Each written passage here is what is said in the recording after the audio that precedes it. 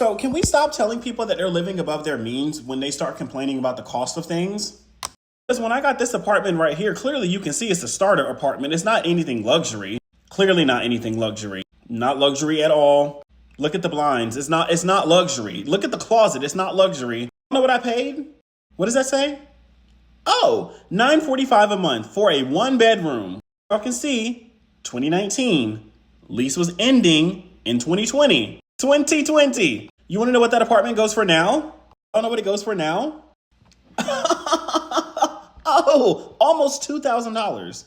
Oh, why don't we just follow the advice of a boomer? Why don't we just purchase a home?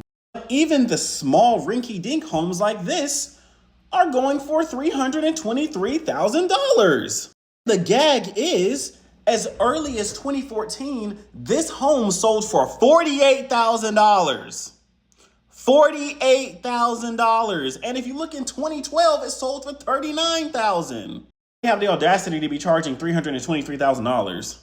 I'm not even going to talk about gas prices. I'm not even going to talk about gas prices. I didn't even talk about groceries. These are literally the essentials. Just living. The living expenses are astronomical. But for some reason, y'all keep telling people that they're just living above their means. I remind you, this apartment is almost $2,000 and it's not a luxury apartment. Y'all want to hop into the comment section talking about, oh, well, I found an apartment that was $700 a month. Yeah, and as soon as you click on the reviews, you see roach infestation, rodent infestation, guns, shooting, weed, all of these things. People should not be subjected to that if they don't want to be subjected to that. If having a safe and clean place is living above your means, then hell yeah, I'm going to live above my means. I feel the same way too. It's like when people say living above your means, I feel like you should just let that go in one ear and out the other. Because it seems like they just use that term so loosely. It's like whenever you tell somebody about your problems and people be like, how you broke all the time?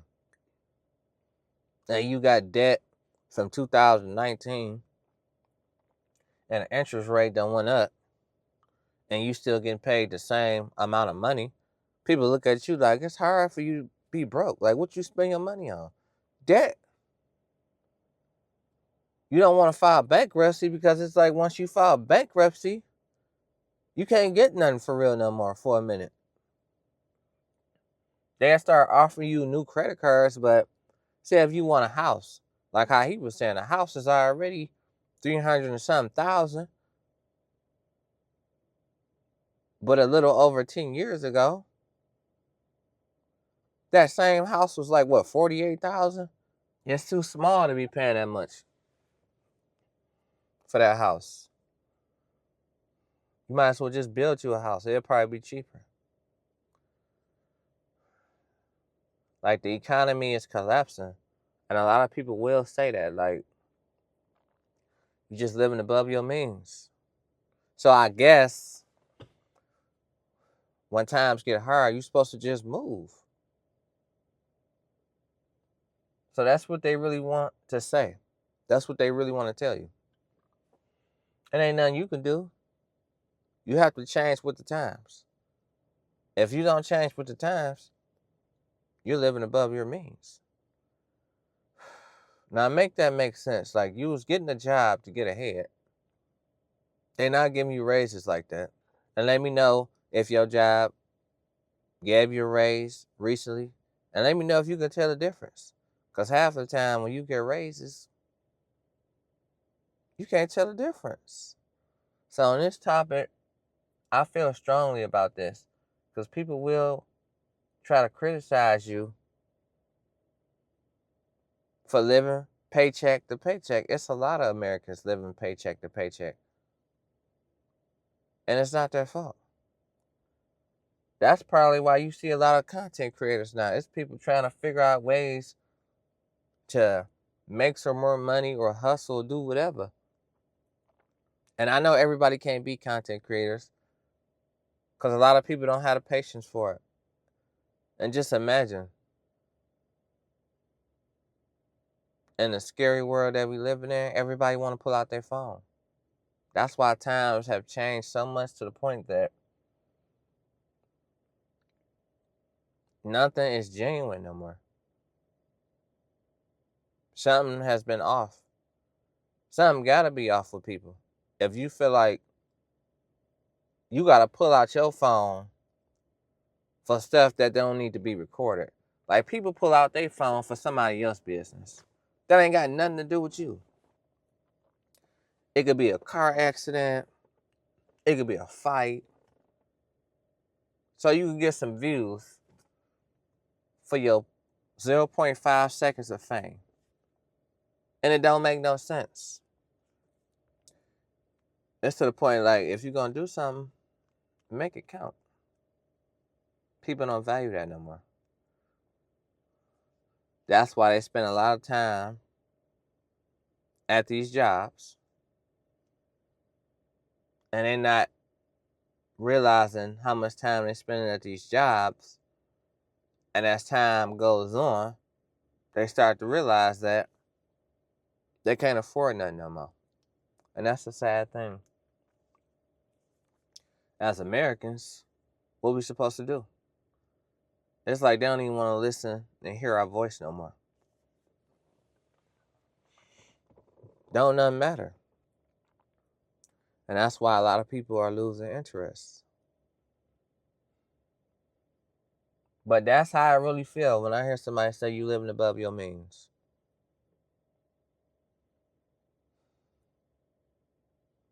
If prices go up and your money is not valued no more, and a lot of people always say, just be patient. I'm tired of hearing that. Just think about it. Don't you feel like you've been waiting your whole life and you ain't been getting nowhere? Because you've been being patient, waiting and waiting. And you starting to realize that you've been waiting for so long, it's time for you to take matters into your own hands. Because you'll be waiting all day. Waiting on the economy to get better. Waiting on the market to get better. And then you get deeper and deeper in the hole, then people want to say you living above your means. I have a problem with that. Because that's not always the case. People only just want to believe what they want to believe. So that's why you really can't listen to those naysayers who always got an opinion.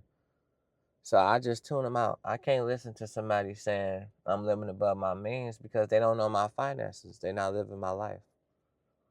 Only you know your life. So you have to make that choice. And a lot of people are dealing with this. So I feel where he's coming from. It's not complaining. If it's the truth, it's not complaining. It's the truth. I don't get it. And then people say, find a solution. What solution? You spend all day at your job. When you get off, you about to go to sleep. If you stay up, you got to force yourself to stay up because your body is tired. And that ain't cool. Sometimes you got to get your rest. So it's like, you feel like there's nowhere for you to go. And you living above your means, is what they say. It's not like you being ungrateful.